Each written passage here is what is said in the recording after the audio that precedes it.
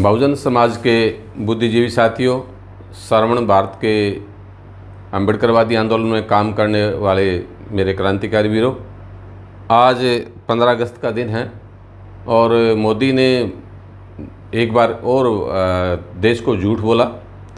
तो ये इसके पीछे कारण क्या है, उसके ऊपर हम इसके आज 15 अगस्त के दिन इसके ऊपर हम थोड़ा गहराई में जाएंगे। इसके पीछे राज क्या है वो हम थोड़ा बोर्ड के सामने कुछ चीज़ें लिख के समझने की कोशिश करेंगे कि ये वजह क्या है, ऐसा हो क्यों रहा है। तो सबसे पहले इसकी थोड़ी हिस्ट्री के ऊपर हमें जाना होगा। हिस्ट्री क्या है कि जो आरएसएस की स्थापना 27 सितंबर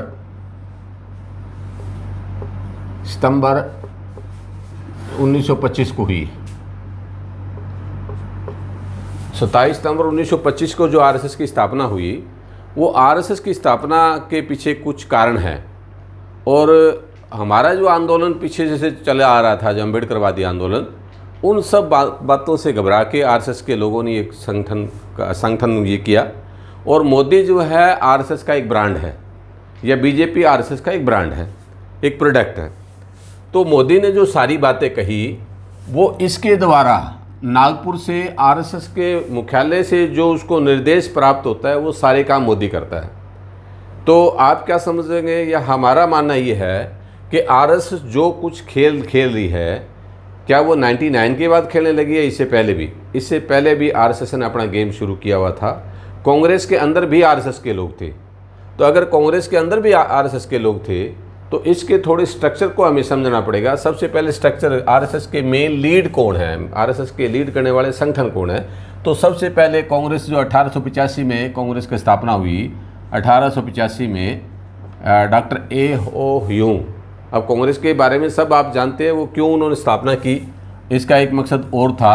ये कांग्रेस की स्थापना की और कांग्रेस की स्थापना से लेके कांग्रेस के अंदर बहुत ही साफ मत था कि कांग्रेस के अंदर ब्राह्मणों ने कांग्रेस के अंदर सबसे पहले एंट्री की। और कांग्रेस के अंदर जो ब्राह्मणवादी जो लोग थे या वो लॉबी थी, वो कांग्रेस को लीड कर रही थी। बेशक वो कोई आया हो, सुभाष चंद्र बोस आया हो, महात्मा गांधी आया या कोई भी पंडित जवाहरलाल नेहरू, जो कुछ भी है, मैं ज़्यादा इतिहास में जानना चाहूँगा। ये जो कांग्रेस है, इस कांग्रेस ने लगातार जो है इंदिरा गांधी के नेतृत्व तक या अच्छे से काम किया, या बाद में मनमोहन सिंह की सरकार आई, बीच में दूसरे एनडीए के दूसरे लोगों के जो सरकार आई, वो एक अलग विषय था। तो उसके अंदर एक जो चीज़ है वो हमें स्टडी करनी है, वो ये कि कांग्रेस ने जो कुछ किया इस देश के अंदर, उसको हम एक साइड में छोड़ते हैं। लेकिन कांग्रेस की आइडियोलॉजी क्या थी? जो आइडियोलॉजी, सबसे बड़ी बात यह है कि कांग्रेस की आइडियोलॉजी ब्राह्मणवाद था, ब्राह्मणवादी थी। अगर कांग्रेस ब्राह्मणवादी थी तो फिर ये आइडियोलॉजी उसको कहाँ से मिली? क्योंकि उसको जन्म से ही करैक्टर किसी भी राजनीतिक पार्टी का, किसी भी संगठन का, एक सबसे बड़ी जो चीज़ होती है उसकी आइडियोलॉजी होती है, और आइडियोलॉजी सबसे बड़ी बात होती है। तो अगर कांग्रेस की आइडियोलॉजी ब्राह्मणवादी है तो फिर इसके अंदर हमारे लोग क्या कर रहे हैं? क्योंकि ये तो सारा पैदा हुआ 1932 में। 1932 में जो पूना पैक्ट हुआ, पूना पैक्ट जो हुआ, पूना पैक्ट बाबा साहब और गांधी के बीच में, वो पूना पैक्ट की नाजायज़ औलाद जो है, हमारे पूना पैक्ट में जो नाजायज़ औलाद पैदा हुई या जो प्रोडक्ट पैदा हुआ, जो साहब कांशीराम जी उसको बोलते चमचे, तो ये जो है ब्राह्मणवाद की ही देन है 1932 का पूना पैक्ट। इससे कुछ जो है हमारे लोग उस पार्टी में, अलग अलग पार्टियों, हमारे एससी के लोग चले जाते हैं। और हमारा जो ध्यान है केवल ये होता है कि हमारे 131 मेंबर पार्लियामेंट है, 131 MP जो है लोकसभा में, हम उनसे उम्मीद करते हैं कि ये बोलते क्यों नहीं? ये बोल नहीं सकते, चाहे वो कांग्रेस के हो, बीजेपी के हो, यूपीए के हो, एनडीए को, वो बोल ही नहीं सकते। क्योंकि वो किसका प्रोडक्ट है? इसका प्रोडक्ट है, इसका प्रोडक्ट है। वो यहाँ से पैदा हुआ, जो 131 मेंबर पार्लियामेंट है, वो यहाँ से पैदा हुए, पूना पैक्ट की वजह से पैदा हुए। इसके बारे में मैं इस बात को आगे एक्सप्लेन करूँगा। तो इसमें सबसे बड़ी बात जो मोदी जो कह रहा है, वो सब बातें इसके डायरेक्शन पे कह रहा है। मोहन भागवत इसका जो चीफ है क्या इसमें कि आरएसएस में एक नेता, एक नीति, एक झंडा, एक डंडा, एक प्रोपोगंडा। तो प्रोपोगंडा किसको कहते हैं? आइडियोलॉजी के कहते हैं। तो ये आइडियोलॉजी किसी भी संगठन की मेन होती है, रीढ़ की हड्डी होती है, थीम होती है। ये बात आप पहले समझ लो। कि जो आइडियोलॉजी है, जिस आइडियोलॉजी का जो संगठन होता है, उस आइडियोलॉजी के मानने वाले लोगों को हर चीज़ का फ़ायदा होगा, चाहे वो नौकरियां हो, चाहे वो आपके फैक्ट्रियां लगानी हो, चाहे मेंबर पार्लियामेंट बनाने हो, चाहे चेयरमैन बनाने हो, चाहे वो किसी फैक्ट्री को बेच के और उसका लाभ उसको देना हो, या चंदा, जिस बात के लिए राजनीतिक पार्टियां जिनसे चंदा लेती है, वो चंदा किन लोगों को देती है, क्योंकि वो राजनीतिक पार्टियों को जो उद्योगपति चंदा देते हैं, जिस आइडियोलॉजी के उद्योगपति होती है वो उसी पार्टी को चंदा देते हैं। यूपीए की पार्टी हो, इसकी कांग्रेस पार्टी को और बीजेपी को, दोनों में से किसी एक को वो चंदा देंगे, हो सकता है दोनों को देते हो, ठीक है ना। तो ये एक हमारे पास में एक शोध का विषय है कि ये जो सारी बातें हैं वो यहाँ से शुरू होती है, और ये जो इसके अंदर जो सारा कुछ काम कर रहा है वो कोई पार्टी काम नहीं कर रही, ना तो कांग्रेस कोई काम कर रही है, ना कोई बीजेपी काम कर रही है, या जो काम कर रही है वो आरएसएस कर रही है। आरएसएस किसके थ्रू कर रही है? आइडियोलॉजी के द्वारा। वो आइडियोलॉजी क्या है? विचारधारा है। तो ये जो विचारधारा हमारे बीच में है, ये विचारधारा से जुड़े हुए लोग अलग अलग किसी भी संगठन में हो, किसी भी जगह उनकी सरकार हो, वो केवल इसी के आरएसएस के डायरेक्शन पे, इसके डायरेक्शन पे, इस आइडियोलॉजी से वो काम करेगी। ये एक समझने वाली बात है। अब मोदी ने जो कुछ कहा वो अगर झूठ बोलते हैं तो हम ये कहते हैं झूठ बोलता है, शायद हो सकता है क्योंकि हमें उसकी आइडियोलॉजी, हम उस आइडियोलॉजी के लोग नहीं हैं, या यहाँ के SC ST OBC, SC ST और OBC के वेलफेयर की ये स्कीम कभी, इवन दैन माइनॉरिटी कम्युनिटी भी, इन 4 लोगों के लिए कभी भी ये स्कीम लेके आएगा नहीं। मोदी, कांग्रेस या कोई भी जो है इन 4 के लिए कभी भी अच्छा काम ये नहीं कर सकते। तो हम क्या सोचते हैं, SC के, ST के, SC के, ST के, OBC के और माइनॉरिटी कम्युनिटी के लोग, हम हताश होते हैं। मोदी कोई भी प्रोग्राम करता है, बीजेपी कोई भी प्रोग्राम करती है, बीजेपी के लोग किसी को जूते मारते हैं, चाहे वो ऊना कांड हो या कोई और कांड हो या दादरी कांड हो, तो हम बड़े दुखी होते हैं। या मंदिर में प्रवेश करने की बात आती है तो हम बड़े दुखी होते हैं। क्यों होते हैं? क्योंकि हम इसको समझने के लिए तैयार नहीं। जब तक हम इस स्ट्रक्चर को नहीं समझेंगे वो हमारे ये पल्ले पड़ेगी नहीं। इसलिए कभी भी इन लोगों के लिए कोई भी ये पार्टी, कोई भी आइडियोलॉजी, इनकी आइडियोलॉजी क्या है? इनकी आइडियोलॉजी अम्बेडकरवादी है। ये जो लोग हैं SC ST OBC minority community के लोगों को अगर कोई भला कर सकता है तो ये अम्बेडकरवादी आइडियोलॉजी के लोग हैं ना। जो अम्बेडकरवाद में कहाँ, भगवान बुद्ध से लेके कांशीराम जी तक जितने बहुत से लोग नौसिखिए हैं वो कहते हैं फुले शाहू अम्बेडकर की। फुले शाहू अम्बेडकर की क्या मतलब हुआ? इसमें भगवान बुद्ध से लेके कांशीराम जी तक जितने भी हमारे महापुरुष हुए, सब महापुरुषों का जो विचार है, उनका संघर्ष है, सब कुछ वो सारा का सारा इस आइडियोलॉजी में समाहित है। इन सब के संघर्ष की कहानी, इन सब की विचारधारा, सब के सब इस यहाँ अम्बेडकरवाद में है। तो अगर ये इधर अम्बेडकरवाद में है तो वर्सेज क्या है, इधर क्या है? ये इनकी क्या है? आइडियोलॉजी ब्राह्मणवाद है। ब्राह्मणवाद वर्सेज क्या हुआ? ब्राह्मणवाद वर्सेज अम्बेडकरवाद, बाबा साहब, है ना। अब अम्बेडकरवादी कौन है और ब्राह्मणवादी कौन है? ये अम्बेडकरिज्म है, ठीक है, ये अम्बेडकरिज्म है। तो अम्बेडकरिज्म है वो किसके हैं? ब्राह्मणवाद वर्सेज अम्बेडकरिज्म। तो इसमें घाटा किसको होगा, फायदा किसको होगा? हमेशा से इन दलों की जब भी किसी भी सरकार होगी, किसी भी स्टेट में होगी, जहाँ कहीं भी होगी, इसको नुकसान होगा। किसको होगा? इसको नुकसान होगा। इसमें कौन लोग हैं? 4 ग्रुप हैं, 4 लोग हैं। कौन लोग हैं? SC के लोग हैं, ST के लोग हैं, OBC के लोग हैं, माइनॉरिटी कम्युनिटी में बुद्धिस्ट है, मुस्लिम है, ईसाई है। इन सब को नुकसान होगा जब ये पार्टियां सत्ता में होगी। ये पार्टियां जहां चुनाव लड़ेगी, इन पार्टियों के लोग जहां पावर में होंगे, चाहे वो नगर पालिका में हो, चाहे वो पंचायत समिति में हो, चाहे वो विधानसभा में हो, चाहे वो आपके लोकसभा में हो। इतनी बात मेरे ख्याल में आप सबको समझ में आ गई होगी। तो इसमें है क्या, इसको रोका कैसे जा सकता है? तो मोदी ने जो भाषण दिया वो सब का सब इन लोगों के फायदे की बात की, अम्बेडकरिज्म का विरोध, अम्बेडकरिज्म का विरोध और ब्राह्मणिज्म का समर्थन उसने किया। उसने कोई गलत काम नहीं किया, क्योंकि वो जिस विचारधारा ने उसको पैदा किया, जिस विचारधारा की वजह से वो इतने साल मुख्यमंत्री रहा, इतने साल, अब जो 5 साल पहले और 5 साल के लिए आगे चुना गया, वो प्रधानमंत्री बना है। तो प्रधानमंत्री इस तरीके से बना है तो वो उसका अपना एक स्टाइल है काम करने का। और किसका स्टाइल है? मोदी का सेल्फ स्टाइल को है ही नहीं। मोदी तो अपना वो एक टूल है, एक ऐसा, जैसे ये मेरे हाथ में पेन है, आरएसएस का वो एक पेन है, जो मैं लिखूंगा वही पेन वैसे लिख देगा जैसे मैं चाहूँगा, मेरे माइंड में विचार रहेगा। तो आरएसएस के माइंड में जो विचार आ रहा है, आरएसएस की जो आइडियोलॉजी है, वो आइडियोलॉजी वो 26 जनवरी और 15 अगस्त को, 26 जनवरी और 15 अगस्त को बोलेगा, 26 जनवरी को भी बोलेगा वो, और 15 अगस्त को भी बोलेगा। इसलिए मुझे कभी भी हैरानी नहीं होती, ना मैं उसको भाषण को सुनता, ना इस बात का, केवल बाद में पूछ लेता हूँ मोदी ने क्या कहा या कौन कौन सी झूठ बोली, क्योंकि वो हमारे लिए झूठ है पर इन लोगों के लिए वो बातें सच है। इनके लिए, बीजेपी के लिए ठीक है, कांग्रेस के लिए ठीक है, और थर्ड फ्रंट की पार्टियां, उनके लिए भी वो फेवरेबल है, क्योंकि ये इनके अंदर जो पार्टियों के जो लीड रोल में हैं, नेतृत्वकारी जो लोग हैं, इसमें कुछ एक कम्युनिस्ट थोड़े ठीक हो सकते हैं, क्योंकि इनकी आइडियोलॉजी ब्राह्मणवादी नहीं है, उसमें पैदा हुए हैं, ब्राह्मणिकल सिस्टम में इनके नेता पैदा हुए हैं, लेकिन वो उनकी आइडियोलॉजी ब्राह्मणवादी नहीं है, उनकी आइडियोलॉजी मार्क्सवादी है, लेनिनवादी है। वो इसमें थोड़े ऑनेस्ट है। ये कम्युनिस्ट पार्टी के, सीपीआई के लोग, सीपीएम के लोग इस मामले में थोड़े ईमानदार है, इसलिए इनको थोड़ा सा, इनके साथ ज्यादती हो गई अगर इनका मैं जिक्र ना करूं, तो ये जो थोड़े इस मामले में ऑनेस्ट है। लेकिन ये जो बाकी लोग हैं, बाकी जो जनता दल है, बीएसपी है, ये सारे, अब बहुत से लोगों को ये पेट में दर्द हो रहा होगा कि मैंने बीएसपी को यहाँ क्यों लिख दिया, यहाँ क्यों नहीं लिखा। इसको हम कंपैरिजन करेंगे कि आप बीएसपी, इसको बाद में इस तथ्य पे, फैक्ट्स पे डिस्कस करेंगे कि बीएसपी यहाँ आनी चाहिए या यहाँ आनी चाहिए। साहब कांशीराम जी की बीएसपी, जो कांशीराम जी की बीएसपी थी, कांशीराम जी के समय, इवन देन 2003 तक बीएसपी यहीं लिखी जाती, बीएसपी यहाँ तक लिखी जा सकती थी। कब तक? जो क्या था, बहुजन हिताय बहुजन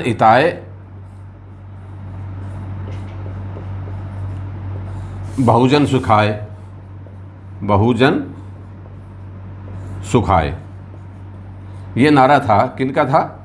साहब कांशीराम जी ने दिया, उनका अपना नारा नहीं था। ये किसका था? भगवान बुद्ध का नारा था। ये बहुजन हिताय बहुजन सुखाय जब तक था, बीएसपी कहाँ थी? यहाँ थी 2003 तक। साहब कांशीराम जी 2000 का, साहब कांशीराम जी का जो लास्ट भाषण है वो 28 अगस्त 2003 लखनऊ का है। ये लास्ट भाषण है, यानी 28 अगस्त 2003 तक बहुजन समाज पार्टी इस रास्ते पे थी।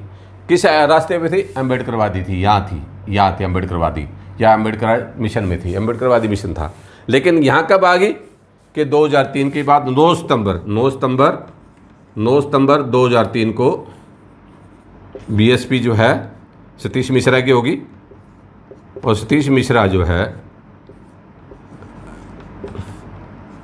और तो अगर ये सतीश मिश्रा की होगी तो वहाँ मायावती का क्या रोल है? मायावती का वही रोल है जो साहब कांशीराम जी का 2003 से 2006 तक था। अब वो मायावती अपनी मर्जी से एक पेपर नहीं निकाल सकती, वो सारी की सारी बातें सतीश मिश्रा की मर्जी से चल रहा है। तो 9 सितंबर 2003 को सतीश मिश्रा के हाथ में पार्टी आ गई, और सतीश मिश्रा के हिसाब से पार्टी वहाँ से उठा के यहाँ ले आए। अब इसको थोड़ा सा हम डिटेल डिस्कस करते हैं कि है क्या, इसको कैसे, इसको हल क्या हो सकता है, इन लोगों को रोका कैसे जा सकता है।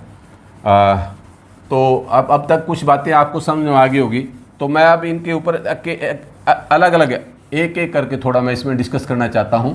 तो अलग अलग अगर हम इस पर डिस्कस करते हैं, इनको हम बाद में लेंगे थर्ड फ्रंट की पार्टी को।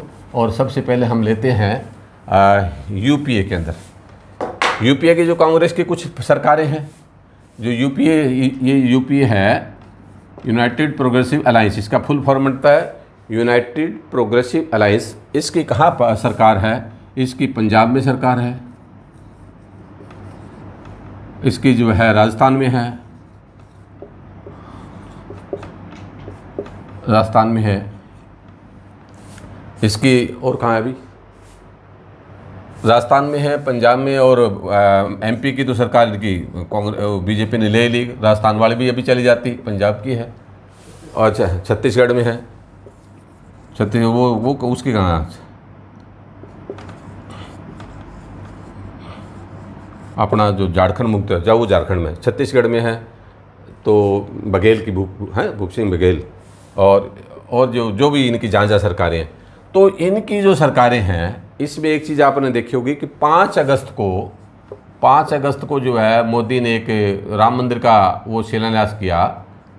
तो राम मंदिर के शिलान्यास में क्या करते हैं 5 अगस्त को, ये सब लोग कौन कौन लोग, कांग्रेस के सभी लोग, राहुल गांधी, प्रियंका गांधी, आपके जो है कमलनाथ, आपका दिग्विजय सिंह और आपके छत्तीसगढ़ का मुख्यमंत्री भूपेश बघेल, वो सब बघेल जो है वो सारी बातें बोल रहे हैं।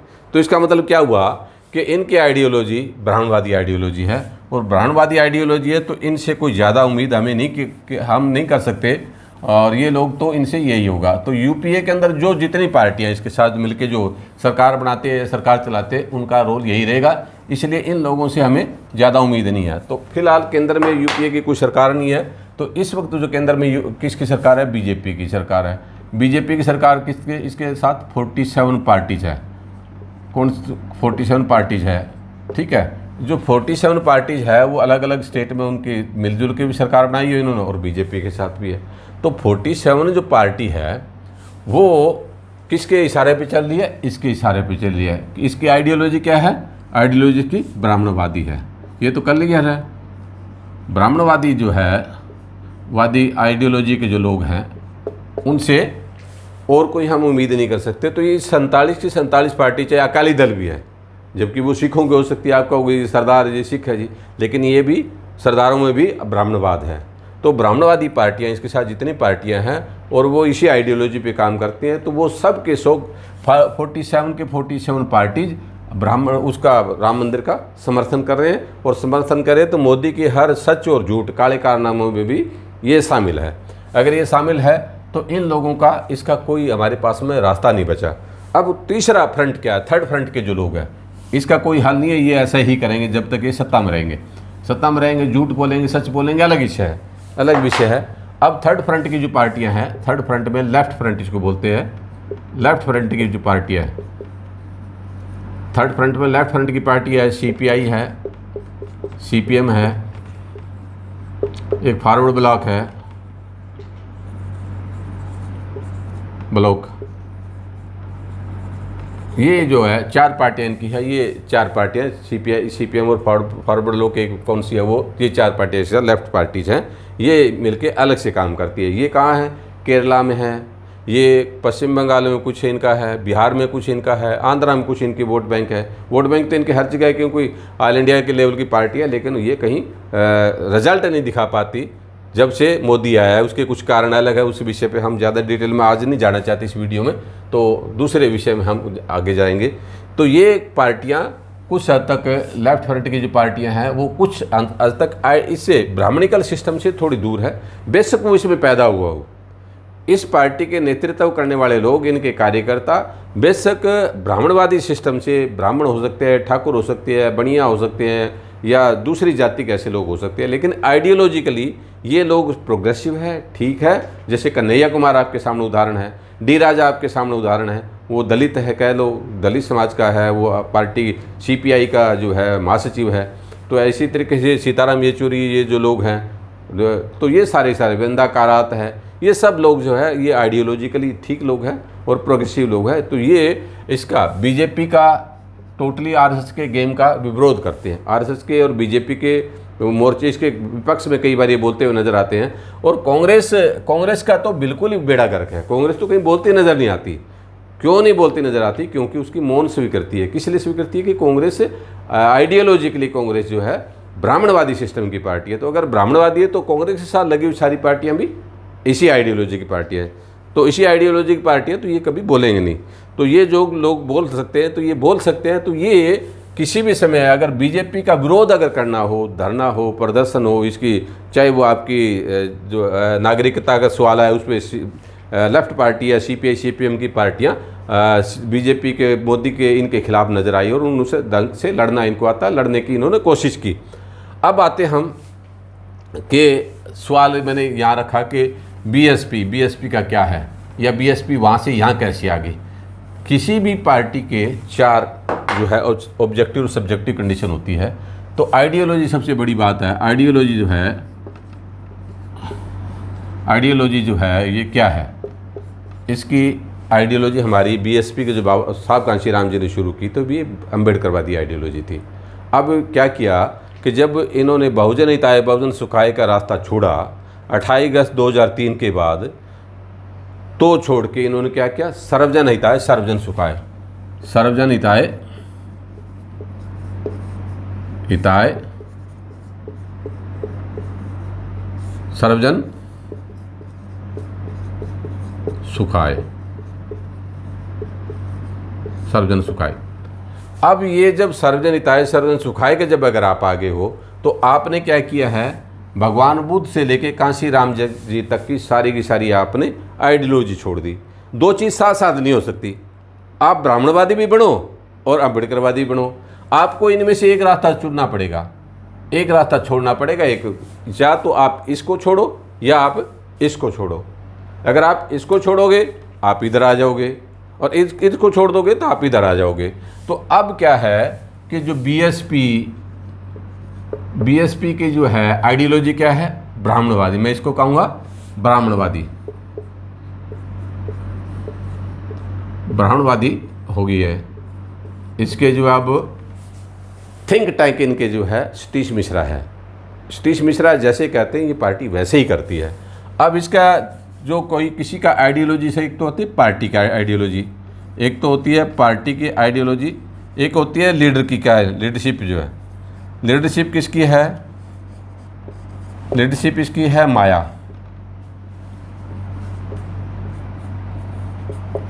अब जो माया है इसकी लीडरशिप के सिर पे कौन बैठा है, सतीश मिश्रा।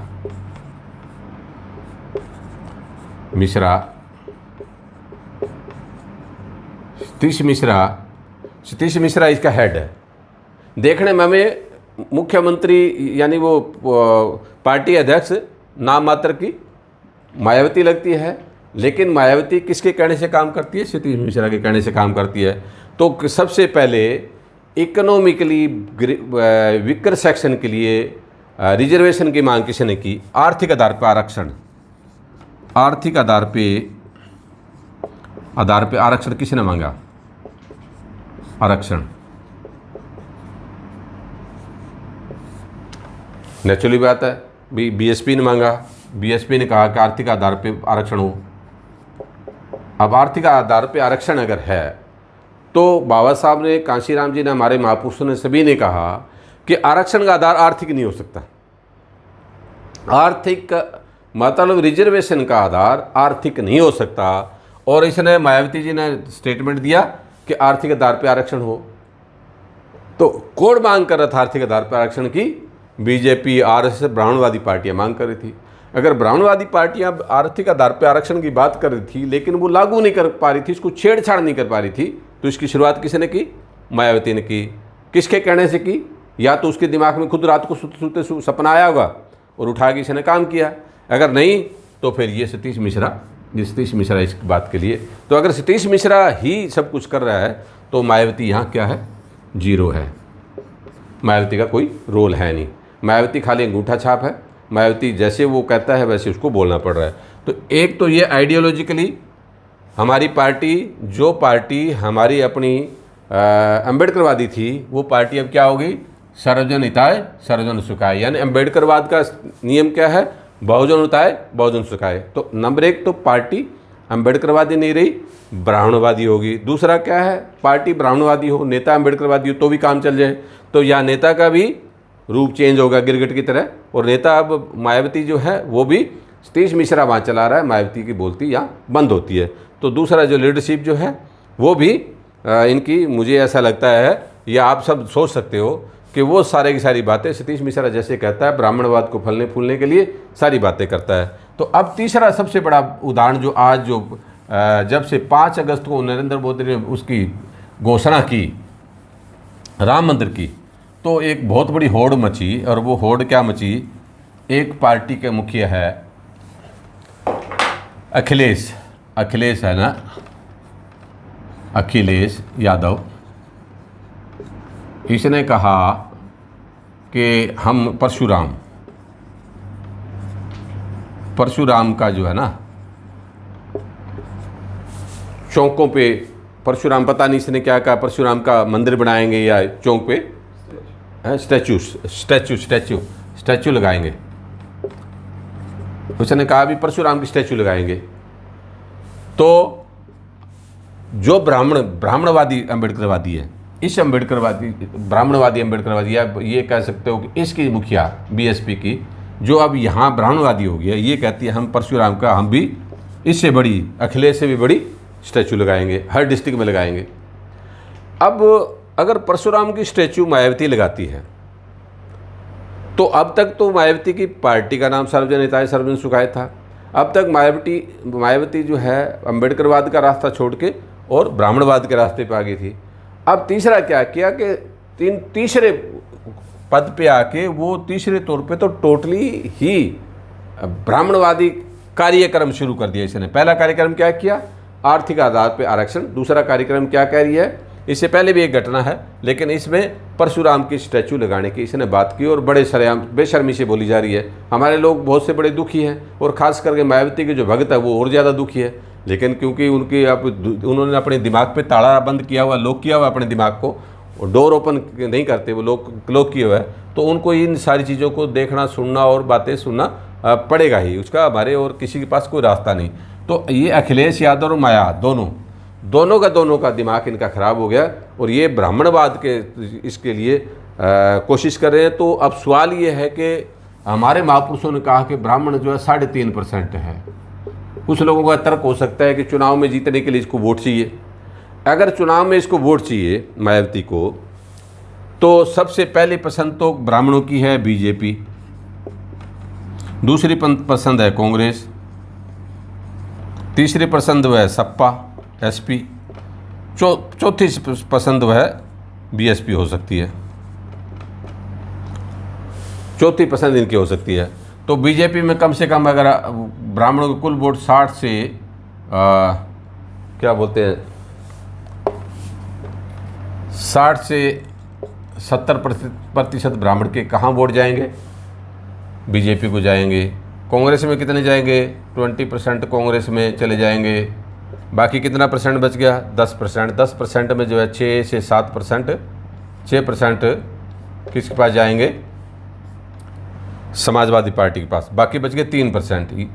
3% वोट जो है ब्राह्मणों के 3%, मैं पूरे इसके नहीं कह रहा, ब्राह्मणों के 3% वोट के लिए मायावती कह रही है कि मैं किसके जो कैंडिडेट 3% कौन बच गए? जिस पंडित को ये टिकट देगी, जिस ब्राह्मण को टिकट देगी, केवल उस हलके में, असेंबली हलके में या पार्लियामेंट हलके में, वहाँ के ब्राह्मण अगर अदर देन उस इन बाकी पार्टियों के बीजेपी कांग्रेस समाजवादी पार्टी का कैंडिडेट अगर नहीं है, बीएसपी के कैंडिडेट के मुकाबले में ब्राह्मण, तो यहाँ वोट इसको आ सकता है बीएसपी को, वहाँ बीएसपी को वोट आ सकता है अगर इन तीनों के कैंडिडेट नहीं है तो। इसके बावजूद भी उनको पता है कि ये जो लल्लू किस्म का ब्राह्मण है जो टिकट जिसको दी है, तो वो हो सकता है इसके वोट ना आए। तो इसका मतलब ये हुआ कि हम ब्राह्मणवाद को मजबूत कर रहे हैं या कमज़ोर कर रहे हैं। तो हमारी जो पार्टी के जिसको आप जिस समाज के में चमारों में जो पैदा हुई, जाटा वीर में पैदा हुई मायावती, उसको लोग हमारे ये कह सकते हैं कि हमारे समाज में पैदा हुई। तो जात में पैदा होने वाला व्यक्ति हमारा नहीं हो सकता, जो हमारी आइडियोलॉजी का व्यक्ति है वो हमारा होगा। तो ऐसे तो बहुत से लोग हैं, आप रामविलास पासवान को कह सकते हो, आप उदित राज को कह सकते हो, आप और ऐसे लोगों को कह सकते हो जो हमारे समाज में पैदा हुए लेकिन वो ब्राह्मणवाद की नींव पक्का कर रहे हैं, उसकी जड़ में पानी सींच रहे हैं उसको। तो इसलिए ये जो कोई भी हमारे इस मौके पे आज के दिन जो राजनीतिक तौर पे हमारा जो दिवालियापन है, राजनीतिक तौर पे जिन लोगों का हमारा जो दिवालियापन हुआ है, उसका सबसे बड़ा उदाहरण ये खुद मायावती है, उसका सबसे बड़ा उदाहरण रामविलास पासवान है। इसके सबसे जो पार्टियों में इस टाइप के लोग काम करने वाले, चाहे वो अर्जुन राम मेघवाल हो या कोई और हो इन पार्टियों में, तो या आपके राष्ट्रपति जो महोदय आपके महामहिम राष्ट्रपति, वो भी इसी पार्टी से पैदा हुए लोग हैं। इसलिए अगर मोदी कोई ऐसी बात कहता है, इस देश के अंदर कोई ऐसी बात कहता है, वो कहेगा, उसको आप रोक नहीं सकते। उसको कब रोका जा सकता है? उसको रोकने के लिए आपको क्या करना होगा? एक रास्ता और अपनाना पड़ेगा कि ये थर्ड फ्रंट के लोग कुछ रोकेंगे, आपका साथ दे सकते हैं, आपकी मित्र शक्तियाँ हो सकती है। इसके लिए आपको क्या करना पड़ेगा कि सबसे पहले एक रास्ता ढूंढना पड़ेगा। क्या रास्ता ढूंढना पड़ेगा कि हमारे पास में अब ये सारी बातें आपको समझ में आएगी, तो अब हम सॉल्यूशन की तरफ बढ़ते हैं कि इसका इलाज क्या है, इसके समाधान क्या है, इसका क्या समाधान हो सकता है कि इन लोगों को इनको काबू किया जाए, या ये इस मोदी को कैसे रोका जा सकता है, आरएसएस को कैसे रोका जा सकता है। क्योंकि बामसेप जो है, कांशीराम जी ने बामसेप को जो बनाया था, तो बामसेप एक जो है हमारी विचारधारा की थिंक टैंक थी। तो क्या है इसका? एम मनी, मीडिया, दूसरा एम मीडिया, और माइंड बैंक।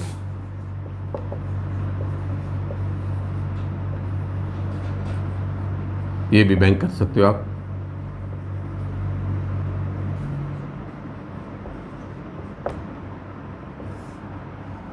ये जो है 3M का फार्मूला साहब कांशीराम ने दिया था। ये जो है, जो कांशीराम जी ने एक 3M का फार्मूला दिया था कि हमारे पास में जो कार्यकर्ता है, जो बामसेप का कार्यकर्ता है, जो सबसे पहले कांशीराम जी ने बामसेप बनाई थी, बामसेप का कार्यकर्ता क्या करेगा? 3 काम करेगा। नंबर 1 वो मनी बैंक है, नंबर 2 मीडिया बैंक है, नंबर 3 माइंड बैंक है। वो क्या करेगा कि टू पे बैक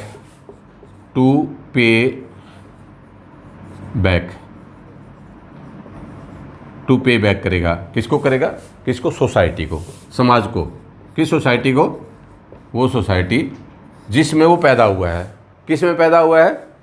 SC में पैदा हुआ है, ST में पैदा हुआ है, ठीक है, और OBC में पैदा हुआ है, और या माइनॉरिटी कम्युनिटी में। माइनॉरिटी कम्युनिटी में कौन? क्रिश्चियन है, मुसलमान है, बौद्धिस्ट है। इनमें अगर कोई व्यक्ति पैदा हुआ है, वो नौकरी करता है, कहीं भी करता है, चाहे वो स्टेट गवर्नमेंट में करता है, निगम कॉरपोरेशन में करता है, कहीं सेंटर की रेलवे में करता है, बैंक में करता है, कहीं यूनिवर्सिटी में करता है, कहीं भी करता है। ये उन सब की ड्यूटी थी। तो बामसेप कांशीराम जी ने जब बनाई, उसकी ये ड्यूटी लगाई कि वो ये 3 काम करेगा। क्या करेगा? मनी बैंक करेगा, तो वो समाज को पैसा देगा। वो मीडिया बैंक करेगा, वो समाज के अंदर प्रचार प्रसार करेगा। माइंड बैंक वो ऐसी प्लानिंग करेगा, सोचेगा कि इन लोगों की, इन RSS की कार्यप्रणाली से हम कैसे बच सकते हैं, ब्राह्मणवाद की जो मार पड़ रही है हमारे समाज पे, उससे हम कैसे बच सकते हैं। ये साहब कांशीराम जी ने एक फार्मूला तय किया था, उसका एक रास्ता बनाया था। इस रास्ता बनाने के लिए बामसेप की स्थापना की, और बामसेप की स्थापना से लेके बाद में 1986 में बामसेप को तोड़ा गया। 1986 में बामसेप को जिन लोगों ने तोड़ा, उसके भी मैं अभी थोड़ा जिक्र करूंगा। तो ये हमारे बीच में SC ST OBC minority community के लोगों को कांशीराम जी ने एक हमारे बामसेप बने इसका बैक बी का मतलब है backward and minority community employees federation and minority community employees federation. B से इस बी के अंदर 3 लोग हैं। कौन कौन लोग हैं? SC है, ST है, OBC है, और आगे माइनॉरिटी कम्युनिटी ये है। इस तरीके से कांशीराम जी ने एक संगठन बनाया।